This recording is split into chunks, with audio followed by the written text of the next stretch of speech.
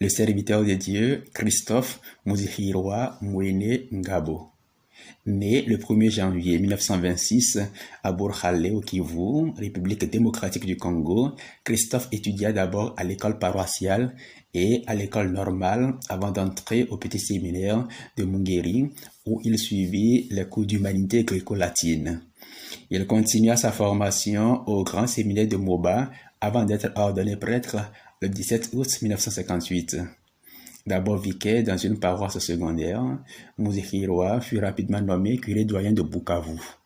Cependant, attiré par la vie religieuse et la spiritualité ignatienne, il renonça à ce poste et entra dans la campagne de Jésus le 7 septembre 1963.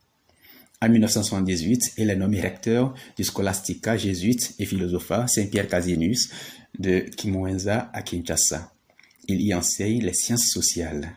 2 ans plus tard, en 1980, il est nommé supérieur provincial des Jésuites d'Afrique centrale. Son mandat de 6 ans à peine terminé, Muzihirwa est choisi comme évêque coadjuteur du diocèse de Kasongo en 1986. 4 ans plus tard, en avril 1990, il succède à Monseigneur Piregisha comme évêque de Kasongo. En 1994, il devient archevêque de Bukavu et participe au synode spécial sur l'Église en Afrique, réuni par Jean-Paul de Rome en avril et mai 1994. À son retour de Rome, il doit faire face à la tragédie de centaines de milliers de personnes qui arrivent au sud de Kivu, chassées du Rwanda par le génocide. Toute la région est déstabilisée et échappe au contrôle des autorités civiles. Pendant 2 ans, il visite les camps de réfugiés installés dans son diocèse.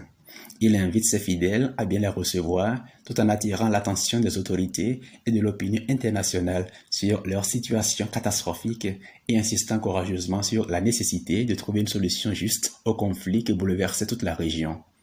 La démission complète des responsables civils et militaires de Bukavu fit que Muzihirwa resta la seule autorité à s'occuper du sort d'une population abandonnée à elle-même, plus particulièrement lors de l'attaque de la ville de Bukavu et des massacres de réfugiés Hutus au sud de Kivu en RDC. Il n'épargna aucun effort pour aider les réfugiés. Le mardi 29 octobre vers 18h, juste après une réunion du comité de défense des intérêts de la population à l'archevêché, Monseigneur Muzihirwa se mit en route vers le collège jésuite Alpha-Guiri pour y passer la nuit. Il était accompagné de son chauffeur et de son garde du corps. Un second véhicule appartenant à M. Kabego le suivait de près depuis l'archevêché.